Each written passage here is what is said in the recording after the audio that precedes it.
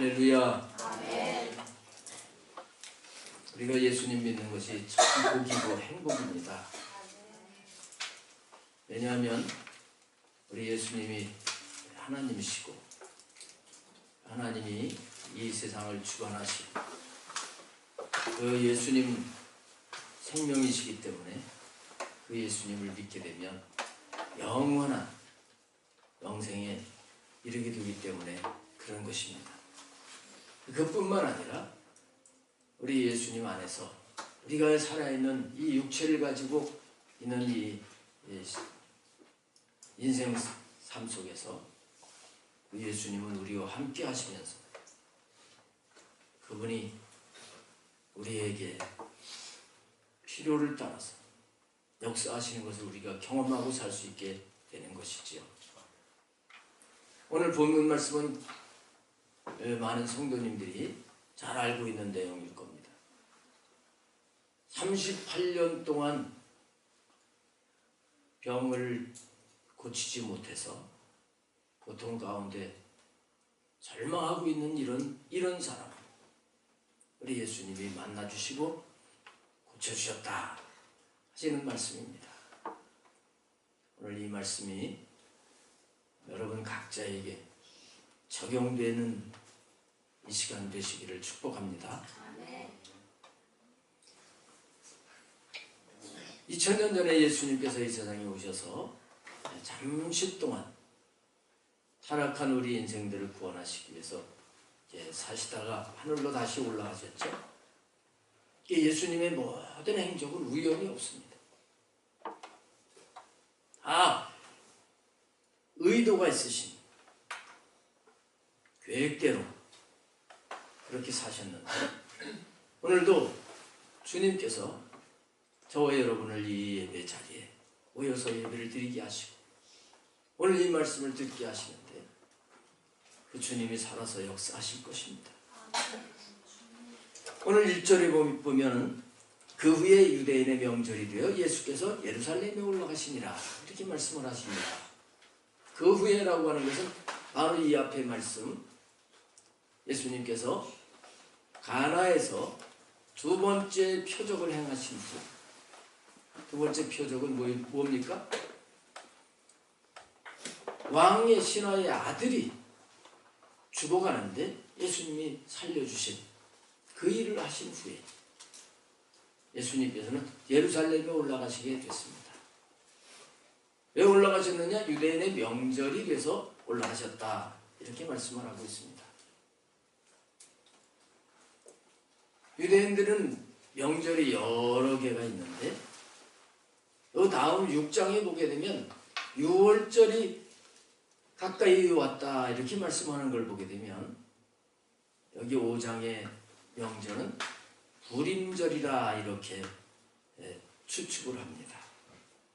불임절이라고 하는 절기는 이스라엘 사람들이 포로로 잡혀가서 포로 생활할 때 바벨론 시대 때 포로로 잡혀갔지요. 그리고 메대 바사 시대가 됩니다.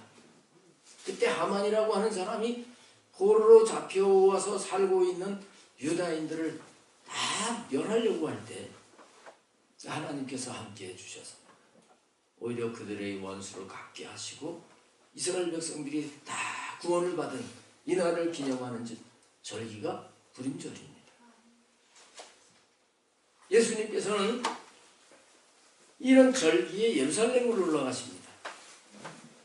이것은 예수님께서 우리 사람의 모습으로 이 땅에 오셔서 하나님께서 정하신 그 규례를 철저하게 지키셨다는 것을 말씀해 주고 있습니다. 아울러서 예수님이 예루살렘에 올라가신 것은 예루살렘에 올라가셔서 하실 그 의도가 있으셨던 것도 우리가 알아야 돼요. 유대인들은 이 명절이 되게 되면 예루살렘으로 남자들이 다 모입니다. 그러니까 예루살렘에 사람들이 아주 많이 모이게 되죠. 이런 기회를 타서 예수님께서는 천국 복음을 전파하시려 예루살렘에 올라가시게 됐던 거예요.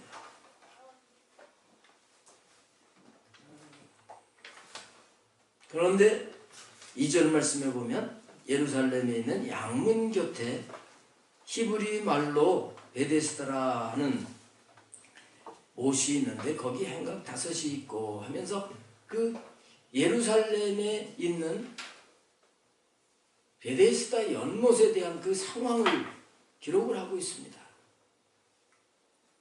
예루살렘은 성으로 둘러싸여져 있는데 그 성에는 문들이 여러 개가 있습니다. 그 가운데 제사를 드리는 제물을 드려오는 문이 있는데 이 문을 가지고 양문이라고 합니다. 평상시 때는 이렇게 뭐 양문, 어문, 뭐 또 분문 해가지고 여러 용도로 문을 가지고 있지만 전쟁이 일어나게 되면 적들이 문을 부수고 들어오게 될 때 적들을 물리치기 위해서 그 문 성 안에는 이렇게 연못을 파놓게 되죠. 바로 양문 바로 앞에 베데스다라고 하는 그 연못이 있었는데, 근데 이 베데스다라고 하는 뜻은 자비의 집이다, 또 넘치는 물이다, 이런 뜻을 가지고 있어. 그런데 예루살렘은 평화의 터전입니다. 거기에다가 예루살렘 안에 자비의 집이에요. 넘치는 물이라고 하는 것은 좋은 의미 아니겠습니까? 은혜가 넘치고 복이 넘치고 사랑이 넘치고 뜻은 참 좋은데 그곳의 상황은 그렇지 못했다는 겁니다. 그곳에는 많은 병자가 있었고 맹인, 다리 저는 사람, 혈기 많은 사람들이 누워 있었다, 이렇게 말씀을 하고 있어요. 자, 이 부분에서 오늘 우리는 이 말씀을 그냥 문자적으로도 믿어야 되겠지만 이 당시의 이스라엘의 영적인 상태를 가리키고 있는 말씀이고, 또 더 나아가서 오늘날 하나님의 은혜에 있다고 하면서, 또 교회 안에 있다고 하면서, 믿음 안에 있다고 하면서, 실상은 거기서 자유와 평안과 기쁨과 사랑과 이 천국을 누리는 삶이 되어지지 못하고 가지가지 질병이 걸려있고 이런 모습을 나타내고 있는 거지.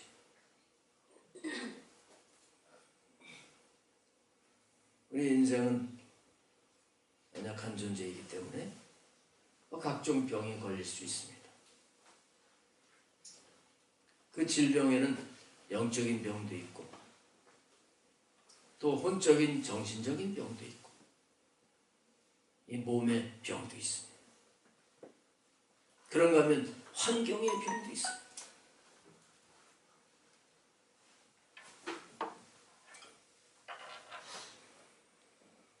예루살렘 성 안입니다. 자비의 집 안에 있습니다. 그런데도 실상은 그 안에는 많은 병자들이 있습니다. 또 맹인들이 있었다 그랬어. 실제로 앞을 못 보는 사람들도 있었겠지만 그거보다 더 심각한 게 이 영적인 눈이 열려지지 않은 그 사람들이 더 안타까운 일입니다. 다리 저는 사람들이 있었다고 했습니다. 똑바로 가고 싶은데 다리가 온전치 못하면 똑바로 걷지 못하는 것처럼 제대로 가야 될 길을 가지 못하는 그런 인생들이 거기 모여 있었습니다. 또 혈기 많은 사람들이 누워 있었다 그랬습니다. 사지가 제대로 신경이 전달이 되지 않아서 제대로 움직이지 못하는, 또 어떤 분들은 혈기 마른 것을 중풍병이다 이렇게 해석을 하기도 합니다만, 어쨌든 간에 자기의 집 안에 넘치는 물이라고 하는 이런 이런 베데스다 연못이 있는 이곳에 거기에 모여있는 사람들의 실상은 참 안타깝게 짝이 없는 그런 모습이었다는 것을 말씀을 하고 있어요. 오늘날 교회 안에 이런 사람들이 모여 있을 수 있습니다. 그런데 중요한 것은 그곳에 예수님이 가셨다는 겁니다. 그 자비의 집에 자비하신 예수님이 가셨다는 것입니다. 예수님은 문제가 있는 곳에 찾아오셔요. 예수님은 아픔이 있는 곳에 찾아오십니다.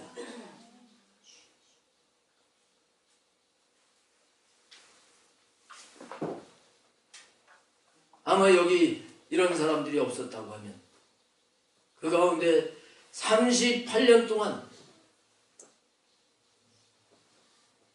이곳에서 계속 있었는지는 알지 못하지만 38년 동안 어쨌든 병이 걸렸는데 이걸 고쳐보려고 했을 거 아니겠어요? 그런데 이걸 치유를 받지 못하고 지금 절망 중에 있는 이 사람이 있는 곳에 예수님이 찾아오셨다는 거예요. 오늘 이 말씀을 듣는 여러분들이 38년 된 병자가 나옵니다. 나에게 주님이 찾아오시면 된다. 이런 믿음, 사모하는 마음을 갖게 되시기를 축복합니다. 예수님께서 38년 된 이 병자를 보셨다 그랬습니다. 6절에 보면 예수께서 그 누운 것을 보시고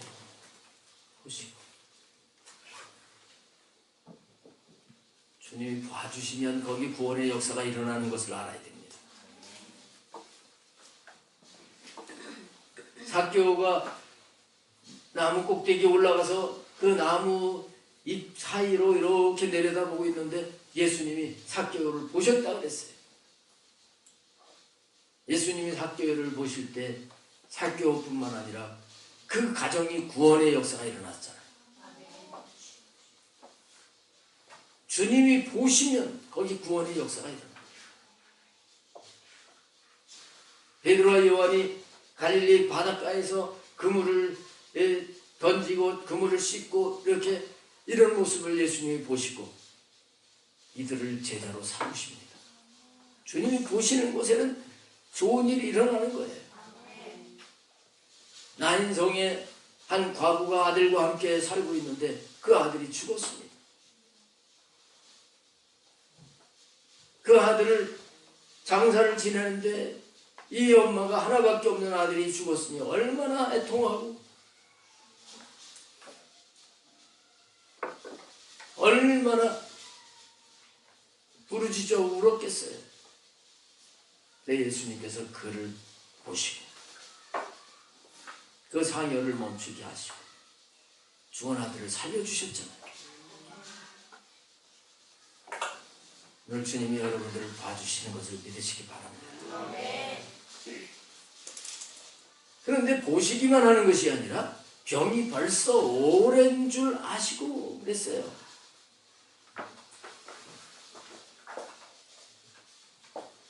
우리가 내가 힘들다고 하는 걸 사람들에게 얘기를 해요. 내가 이렇게 힘들고 그 얘기한다고 다 알지도 못합니다. 근데 우리 주님은 내가 다 말씀을 안 드려도 다 아셔요. 벌써 이 사람이 나는 38년 동안 이렇게 힘들었습니다. 그렇게 말씀을 안 드려도 예수님은 아시고 그랬어요. 아시고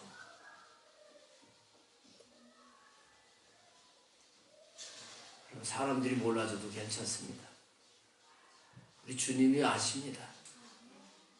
주님이 아시면 되는 거예요.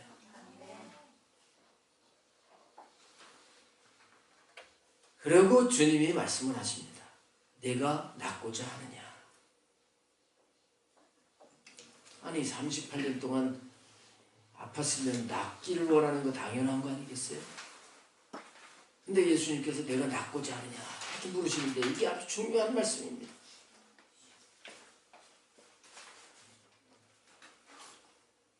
사람이 어려움을 당하게 되면 이 어려움에서 빨리 벗어나려고 하는 그런 마음을 가지고 이 방법 저 방법을 다 써보지요. 희망을 가지고 막 도전을 해봅니다. 근데 그것이 금방 해결이 안 되면 어떻게 돼요? 참았던 그 인내가 한계가 이르게 돼요. 소망이 절망으로 바뀝니다. 좀 기도를 해보다가 아이고 안 되나 보다 이렇게 낙심하게 돼요. 38년 동안이나 이 사람이 그 질병으로 그것도 뭐 다른 사람의 도움을 받아야 되는 이런 질병이니까 그냥 경미한 그런 외상이나 이런 것들이 아닙니다. 긴 세월 동안 이 사람은 이 마음이 무너졌어요. 난 그냥 이렇게 살아야 되는 거예요. 가족도 버리고 내가 정말 이 병이 나아볼 때가 올 것인가? 이런 마음을 가지고 있었던 거죠. 예수님은 이 병자에게 말씀하시는 거예요. 내가 낫고자 하느냐? 정말 너 낫기를 원하는 거야? 이 환자, 이 병에 대한 태도를 주님은 바꾸시려고 말씀을 하시는 거예요. 너 정말 이제라도 낫기를 원하는 소망을 가져라 하는 말씀이죠. 여러분, 우리 믿는 사람들은 절대 절망하면 안 됩니다. 불교에는 생명이 있습니까? 없습니까? 불교에는 생명이 없어요. 근데도 불교가 또 이렇게 유지가 되고 절들이 잘 되는 걸 볼 수가 있는데 어떤 분이 그러더라고요. 교회 때문에 절이 잘 된다고. 왜냐하면 교회에서 절망하지 마세요. 절망하지 마세요. 그래서 아직 그래. 늦게 오는 분들은 형광등이 절망하지 마세요. 저 밖에서는 안 들어요. 절에서는 안 들어요.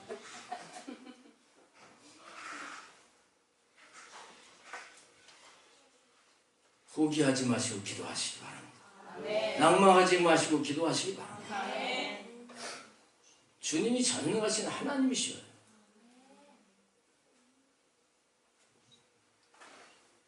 이게 될까?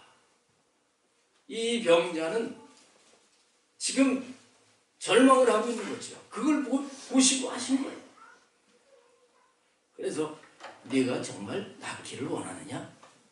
낫고자 하느냐? 예수님이 지금 그걸 물으시고 있는 것입니다.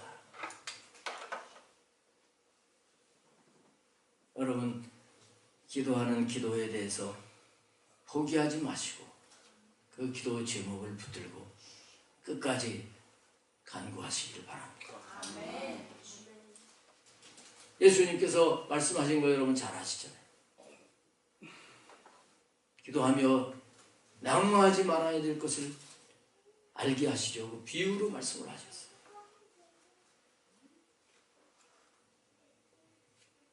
한 마을에 불의한 재판관이 있는데 이 사람은 불의한 재판관이기 때문에 돈을 많이 갖다 주고 힘 있는 사람 그쪽 편을 들어주는 사람이지요. 그러나 가난하고 아무런 배경이 없는 이 여인이 이 문제를 해결하기 위해서 또 찾아가고 또 찾아갑니다. 결국은 그 재판관이 이 여인의 소원을 들어줬다.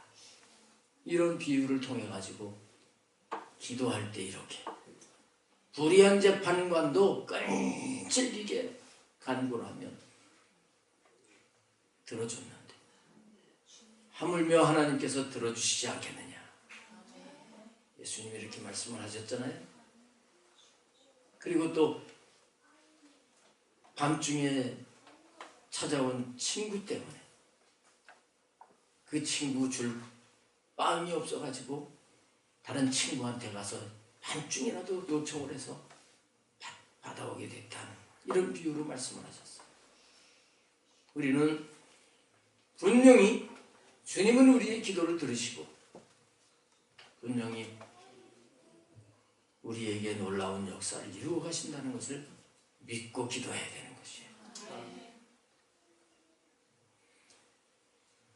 자, 주님은 이렇게 이 믿음을 깨우시기 위해서 말씀을 하셨는데 이 병자는 아직 이분이 주님이시라는 걸 모르고 있어요.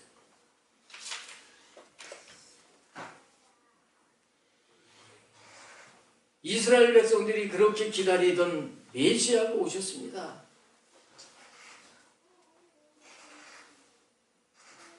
이 베데스다 연못가에 각종 병자들이 물이 동함을 기다리고 있는 그 모습은 메시아를 기다리는 모습이에요. 오늘날 주님을 제대로 믿지 못하고 교회를 다니면서도 기도를 조금 해보다가 포기하고 어느 때가 되면 뭐 하나님이 놀라운 일을 보여주시겠지.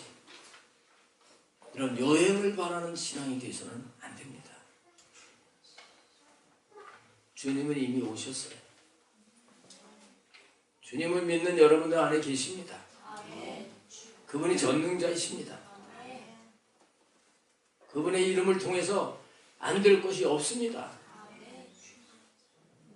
막연하게 요행을 기다리지 말고 그분을 주님으로 알아야 돼요. 그런데 이 38년 된 병자는 주님이 내가 낫고자 하느냐 하고 물으시고 말씀을 하시는데도 이분이 누군지 몰라요. 이거 웬일이야, 나한테 관심 갖는 사람이 왔네. 이렇게 예수님을 이렇게 하는 거예요. 그래서 7절에 보면 병자가 이렇게 대답을 합니다. 주여, 물이 움직일 때에 나를 못에 넣어주는 사람이 없어 내가 가는 동안에 다른 사람이 먼저 내려가나이다. 이 말 속에는 무슨 얘기입니까 이게? 물이 움직일 때에 천사가 내려와서 물을 베데스다 연못을 이렇게 휘젓는다고 그랬는데 성경학자들은 간헐천이다 이렇게 해석들을 합니다. 간헐천이라고 하는 거 아시잖아요. 우리 이 땅 속에는 마그마가 있고 그 마그마 위에 이제 흙, 바위 이런 것들이 있는데 그 뜨거운 것에 바위가 데워지게 되면 거기 증기가 발생을 하면서 압력이 생기게 될 때 이것이 이제 돌틈 같은데 땅 있는 대로 해서 솟구쳐 오를 때 땅속에 있던 지하수가 확 솟아오르는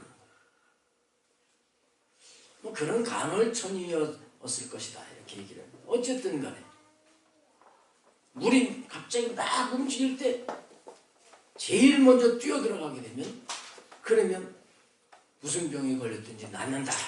이런 전설을 믿고 사람들이 거기 기대를 하고 있었어요. 근데 이 38년 된 병자는 다른 사람들이 뛰어가기 전에 자기는 기어가기도 힘든 그런 상태입니다. 그러다 보니까 절망을 해가지고 예수님이 오셔서 말씀하시는데도 주여, 물이 움직일 때 나를 못에 넣어주는 사람이 없습니다. 지금 전능하신 주님이 앞에 계시는데도 이 사람의 말 속에는 누구를 의지하는 게 있습니까? 사람을 의지하는 게 있어요.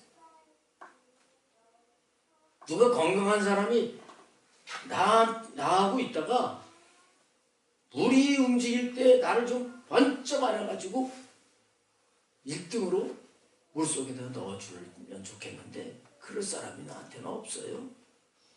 당신이 혹시 좀 나를 들어다 물로 좀 이렇게 옮겨주실래요? 그 말입니다.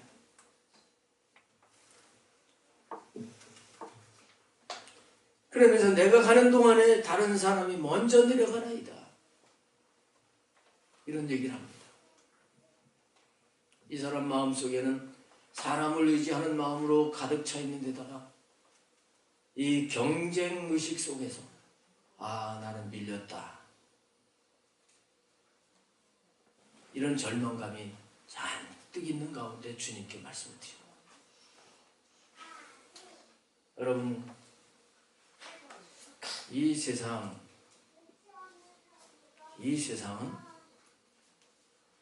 이기주의가 넘쳐나세요. 개인주의.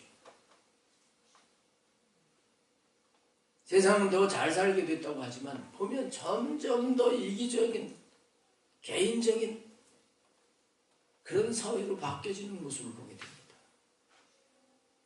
그러면서 전부 상대가 이웃이 경쟁 대상입니다.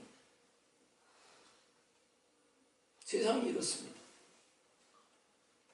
여기서 우리가 깨달아야 될 것이 있는데 사람 믿어서는 안 된다는 거예요. 세상에 믿을 사람 있습니까? 사람 의지해서는 안 돼요.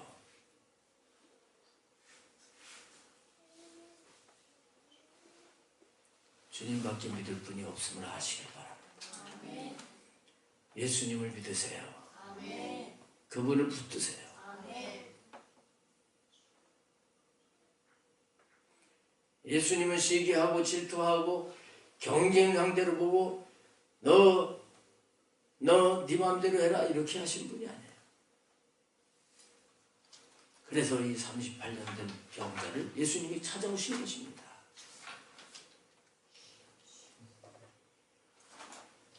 예수님이 이런 사람에게 이제 놀라운 말씀을 하셔요. 예수께서 이르시되 일어나 내 자리를 들고 걸어가라. 자, 이 말씀의 뜻을 우리가 잘 알아야 됩니다.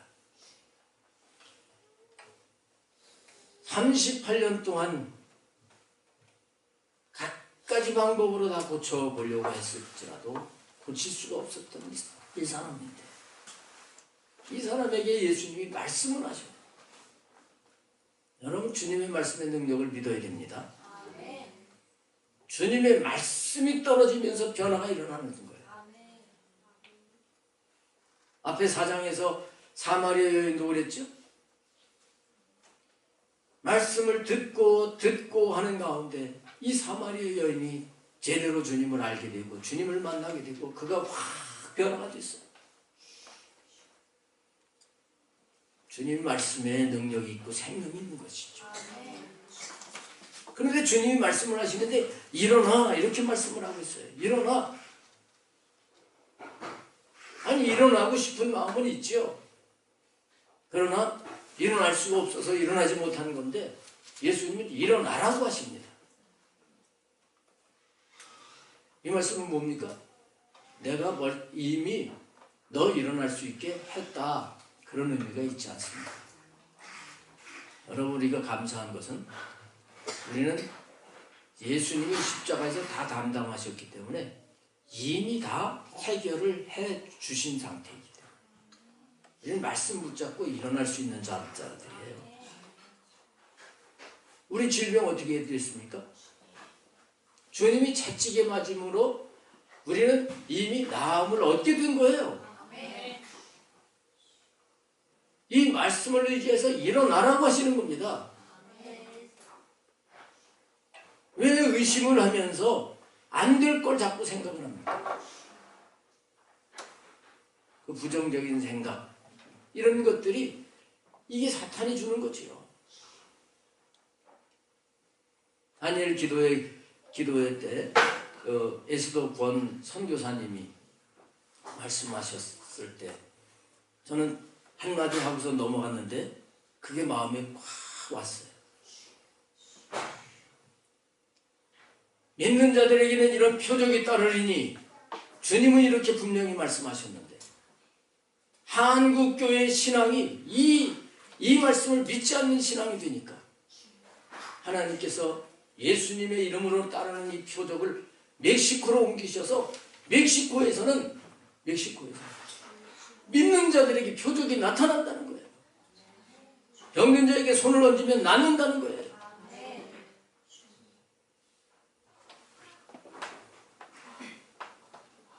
우리는 예수님이 38년 된 병자에게 일어나라고 하셨을 때 이가 일어나지요. 순간적으로 깨끗이 치유가 일어난 것처럼 주님은 분명히 우리에게 말씀을 하시고 우리가 그 말씀을 믿을 때 이런 역사가 일어나게 된다고 하는 사실을 우리가 오늘 붙들어야 될 줄로 믿습니다. 내 자리를 들고 일어나라 하고 말씀을 하십니다. 지금까지 누워서 집도 되고 침대도 되고 생활을 터전이었던 그것입니다. 그런데 예수님은 그거 이제 들고 가라. 마가복음에 보게 되면 이 자리를 들고 상을 들고 집으로 가라 그랬어. 집으로 가라. 너는 여기 있을 때 자리가 아니다. 이젠 정상적인 삶을 살아라. 이렇게 말씀을 하시는 거죠. 주님의 이 말씀 앞에 이 병자는 믿음으로 확 받아들이고 순종을 하는 겁니다. 걸어가라 하실 때 그 사람이 곧 나와서 자리를 들고 걸어가니라. 이렇게 말씀을 하고 있어요. 자, 오늘 말씀 속에서 중요한 건 뭡니까? 주님은 어제나 오늘이나 영원토록 동일하신 분입니다. 이 세상을 창조하신 분입니다. 죽은 자도 살리신 분이십니다.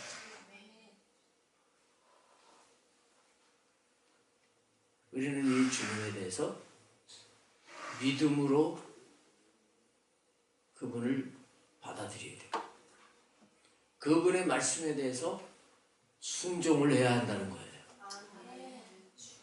주님이 살아계시지만 그 살아계신 분이 지금 나에게 살아계시고 함께 계신다고 하는 것을 경험을 하는 것은 믿고 순종하는 데 달려있음을 알아야 됩니다.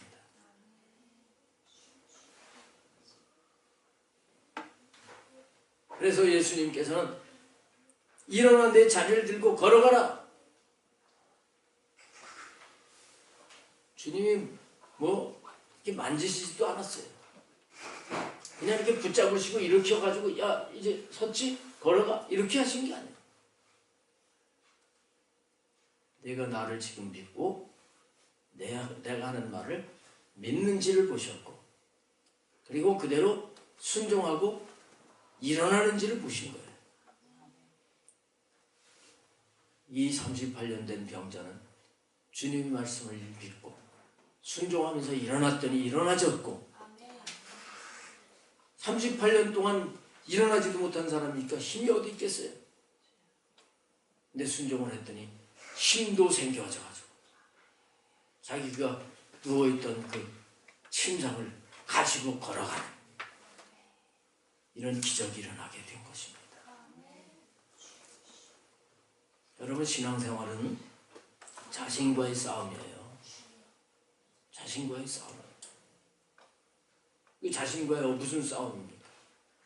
내 생각과 마음에서 우리 육신의 생각은 자꾸 세상적인 방법과 이치를 따라가려고 하는데 육신의 생각을 따라가게 하는데 이게 이제 사탄이 우리를 그쪽으로 끌고 가게 하는 겁니다. 그러나 성령님은 아니다. 주님을 믿어라. 주님을 붙들어라. 믿고 순종하라. 성령님은 우리를 이렇게 가르쳐 주시고 인도하시는 겁니다. 이 싸움입니다. 여러분 이 싸움에서 승리하시기를 축복합니다. 여러분의 마음과 생각을 주님께로 향하면 반드시 승리하게 돼요. 주님이 살아계신 게 나타나게 돼 있어요.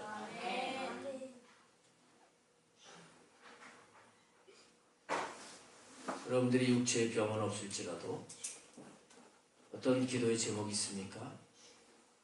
오늘 이 말씀을 여러분들에게 적용하시기 바랍니다.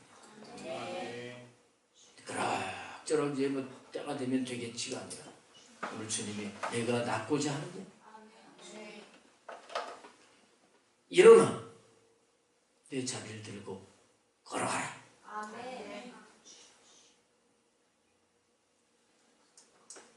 이 말씀이 지금 주님이 여러분들에게 지금